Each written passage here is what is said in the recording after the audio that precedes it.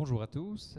Donc, l'objectif pour moi, là, c'est de vous tenir à jour des avancées de ce groupe de travail sur la question des quotas et de la réforme de l'ETS. Notre objectif dans le cadre de ce groupe, c'est de fournir un plaidoyer solide en faveur de l'option d'un prix explicite, prévisible et croissant sur ce marché qui aujourd'hui est dirigé par le dogme du tout marché et un prix déterminé exclusivement par le marché. Alors, première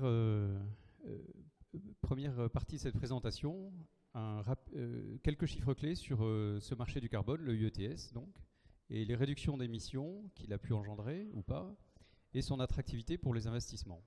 Investissements bas carbone, bien sûr. Donc, en quelques chiffres, mais très, très succinctement et rapidement, le marché européen du carbone couvre 50% à peu près des émissions en Europe, à peu près 2 milliards de tonnes par an.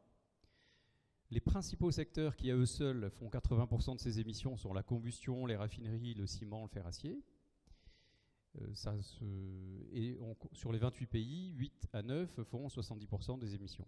Voilà. Donc certes, il y a 12 000 installations, mais 5 secteurs, 8-9 pays et quelques dizaines de grands groupes détenteurs effectifs de ces installations sont à l'origine de 70 à 80% de ces émissions. Donc une certaine concentration.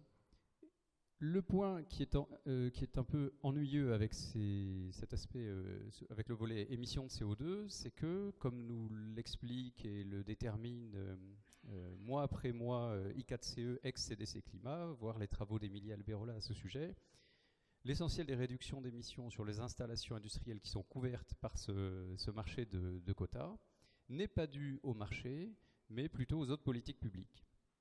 Soutien aux énergies renouvelables, notamment, et aussi à la conjoncture économique.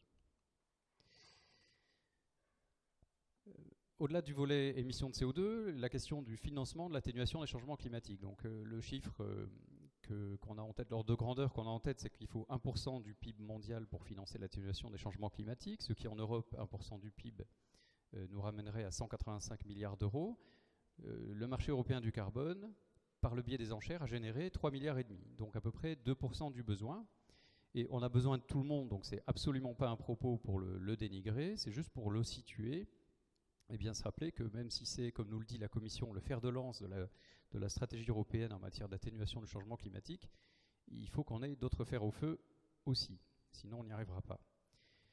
Ces 2% de revenus des États par le biais des enchères, la réglementation, la directive européenne indique que la moitié doit être réinvestie pour le climat.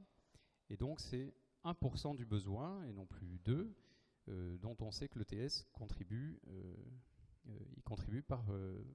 pour ce qui est du financement public. Bien sûr, je parle ici que du financement public. Il y a d'autres flux financiers sur l'ETS, notamment sur le marché secondaire. Il est plus difficile d'en parler parce qu'il y a d'autres acteurs, des intermédiaires qui entrent en scène. Donc les questions que nous nous sommes posées au Shift, c'est puisqu'on a l'ETS et qu'on ne peut pas l'enlever, comment est-ce qu'on peut faire en sorte que demain, il incite davantage à réduire les émissions, d'une part, et que d'autre part, il contribue davantage à répondre aux besoins de collecter des financements pour le climat, donc en attirant des investissements bas carbone. Notre proposition, c'est d'introduire un prix qui soit non pas volatile à l'infini, déterminé par le seul marché et susceptible de décroître, mais au contraire, un prix qui soit explicite, prévisible et croissant. Avec deux avantages principaux pour l'investisseur. Le premier, c'est que lorsque vous investissez et que vous avez un prix explicite, prévisible et croissant, vous avez la possibilité de déterminer un niveau de perte maximale et de limiter vos pertes, en tout cas de maîtriser ce risque de perte financière, et puis d'évaluer aussi un retour sur investissement qui découle de la croissance de ce prix. Alors, question, quel serait le bon prix ? Le bon prix, pourquoi ? Le bon prix pour atteindre nos objectifs climat. Et c'est là que je vais vous présenter l'état d'avancement de nos travaux aujourd'hui. Donc d'abord, rappel rapide de nos objectifs climat. Pour l'Union européenne, ils ont été déterminés. Vous connaissez le moins 20% en 2020 du paquet énergie-climat, les moins 40% en 2030 du cadre énergie-climat. La feuille de route 2050 prévoit au moins 80% de réduction de nos émissions de gaz à effet de serre. Et depuis l'adoption de ces éléments, l'accord de Paris exige, qui sera très probablement signé par l'Union européenne, bien sûr, exige de revoir à la hausse nos ambitions climat tous les 5 ans. Donc il y a cet effet cliquet, ce qui veut dire que ces objectifs qui sont déjà déterminés par l'Union européenne seront probablement revus à la hausse au plus tard en 2020 et tous les 5 ans ensuite. Alors, sur cette courbe qui vient du document publié par la Commission européenne sur la trajectoire 2050, vous voyez en face des deux flèches les deux principaux secteurs couverts par le marché européen du carbone, celui de l'énergie, celui de l'industrie. Et vous observez qu'on demande un effort d'ici 2050 qui est bien supérieur au secteur de l'énergie, donc de la combustion, qu'à celui de l'industrie, puisqu'on arrive quasiment à zéro sur les émissions du secteur énergie, enfin de la production d'énergie, alors qu'il en reste un peu sur l'industrie, donc on ne ferme pas tout à fait toutes nos industries. Or, le UETS est un marché qui s'applique à l'industrie comme à l'énergie de manière indifférenciée. Donc le prix de marché est le même pour tout le monde.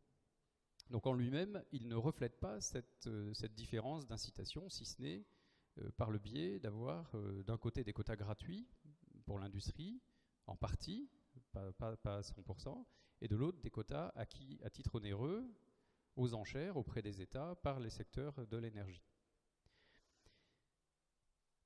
Donc maintenant qu'on a revu ensemble cet objectif de réduction d'émissions en Europe qui est très ambitieux, la question qui suit est naturellement quel est le prix du carbone qui va nous permettre d'atteindre cet objectif. Et pour évaluer ça, plusieurs organismes se sont penchés sur la question. Le GIEC d'abord dans son dernier rapport propose un ensemble de réponses associées à ces scénarios, l'Agence internationale de l'énergie, l'Agence de la protection de l'environnement aux États-Unis et le rapport Canfin-Grandjean, tous ont présenté des trajectoires que j'ai compilées sur ce graphique. Alors, vous voyez qu'elles ont toutes en commun, déjà, vu de très loin, ces trajectoires, que toutes proposent un prix libellé en dollars, c'est donc bien un prix explicite, et ce n'est pas des arbitrages de marché. Toutes expliquent que ce prix doit croître dans le temps. Il n'y en a aucune qui prévoit qu'il soit possible d'atteindre nos objectifs climat avec un prix qui décroît. Et ce qu'on voit aussi, c'est que la courbe du dessus correspond au respect des 2 degrés. Donc c'est le scénario pour lequel nous avons plus de 66% de probabilité de respecter les 2 degrés avec une stabilisation des concentrations 430-480 parties par million. Et la courbe rouge, c'est absolument pas, pour éviter toute erreur d'interprétation, c'est absolument pas le couloir bas tolérable, c'est la courbe des 580-650 qui est un scénario de fort réchauffement avec donc des impacts très forts et qu'il faut absolument éviter. Alors, un petit zoom ici sur ces courbes. Et donc on voit que l'IEA, qui a développé un scénario 450, prévoit en 2040 un prix qui est très proche de celui qui ressort de la valeur médiane proposée par le GIEC. Celui développé par l'Agence de protection de l'environnement aux États-Unis, lui, est très macro et s'appuie sur certaines hypothèses, comme l'adoption de l'accord de Paris, qui n'est pas mentionné comme tel, bien sûr, mais l'adoption d'engagements contraignants globaux. Et vous voyez en vert, j'ai remis les principaux, une esquisse de la trajectoire de prix sur le UETS, où on voit bien la chute du prix et le fait que le niveau de prix aujourd'hui est très en dessous des niveaux de prix auxquels il faut parvenir très rapidement.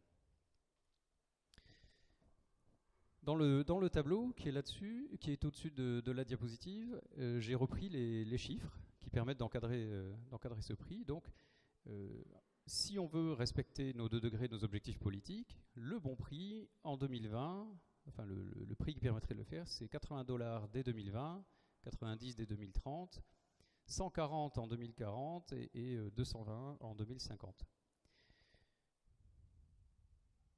Voilà.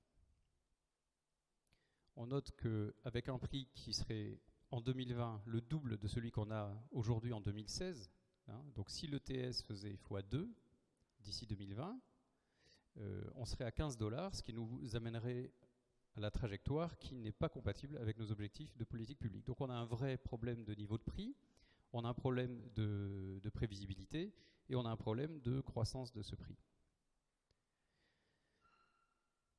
Alors, est-ce qu'il suffit de se dire que 80 $ c'est le bon prix sur le marché du carbone? Eh bien, en fait, non, c'est un peu plus compliqué que ça parce qu'il y a tout un ensemble de prix explicites, implicites, qui se superposent.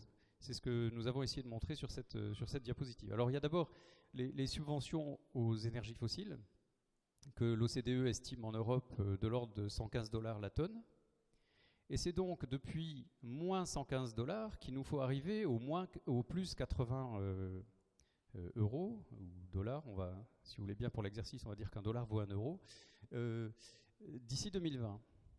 Alors pour remonter cet escalier, cette marche d'escalier qui est quand même assez ample, on a bien sûr la contribution des marchés avec 7 $. C'est une petite contribution, mais tout le monde est la bienvenue, toutes les contributions sont les bienvenues. Bien sûr, ce serait souhaitable de réduire l'ampleur de ces subventions aux combustibles fossiles, ce qui faciliterait l'exercice.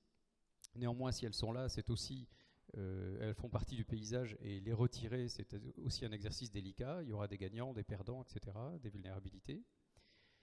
Il y a les politiques de support aux énergies renouvelables, donc avec un petit calcul grâce aux travaux d'Ecofis sur le montant des subventions accordées en Europe aux énergies renouvelables d'une part, et d'autre part une estimation des économies des émissions évitées en Europe grâce aux énergies renouvelables. On sort un prix d'une trentaine d'euros la tonne de CO2 qui vont nous rapprocher de l'exercice. Il y a tout un tas d'autres politiques publiques qui induisent un prix implicite du CO2. C'est le cas par exemple des politiques, des normes, des standards de performance en sortie d'usine qui imposent des limitations sur la pollution, y compris sur le CO2. Et on voit que, modulo cette incertitude, donc là nous avons encore du travail à faire pour préciser ces choses-là, mais enfin on est quelque part entre 165 € et je ne sais pas combien, donc chiffre inférieur, d'argent manquant sur le prix du carbone, pour revenir sur la trajectoire qui nous ramène, qui est compatible avec les 2 degrés. Voilà. Donc, pour conclure sur ce groupe de travail, ce que nous trouvons maintenant, c'est qu'il est possible de développer un argumentaire robuste qui s'appuie sur la science et qui établisse une corrélation entre l'objectif politique des 2 degrés et un certain prix du carbone. Et c'est la formalisation de cet argumentaire que nous avions initié avec le papier qui vous a été présenté aux précédents ateliers du Shift et que nous allons poursuivre et mettre à la disposition des pouvoirs publics de façon à essayer de convaincre que la mise en place d'un prix de réserve sur le marché du carbone est nécessaire. Alors, dans notre position paper, on proposait un prix de 30 €, ce qui correspond, toutes choses égales par ailleurs ici, toujours en ordre de grandeur, à la flèche verte. Nous, lorsque nous proposions ce chiffre de 30 €, c'était en considérant le fait qu'il y a déjà sur le marché de quotas de CO2 une allocation gratuite qui est calculée pour protéger l'industrie des risques de compétitivité ou du risque de fuite carbone pour un prix du carbone qui pourrait aller jusqu'à 30 €. Donc en mettant en place un prix de réserve à 30 €, on se mettait à l'équilibre et en cohérence avec ces mesures d'accompagnement et de protection des secteurs industriels exposés à ce risque de fuite, c'est-à-dire de délocalisation au final. Ce dont on se rend compte ici, c'est que ce ne sera pas suffisant. Alors, la tentation brutale d'empiler d'autres formes de prix du carbone pour arriver à combler cet argent manquant, il faudra effectivement en passer par là. Quant à la manière de faire, les impacts économiques, les impacts sur les coûts font qu'il va falloir regarder d'un peu plus près. Regarder au niveau des spécificités sectorielles, des spécificités de chaque État. C'est bien sûr pas la même chose d'intervenir en Pologne, en Espagne ou au Royaume-Uni.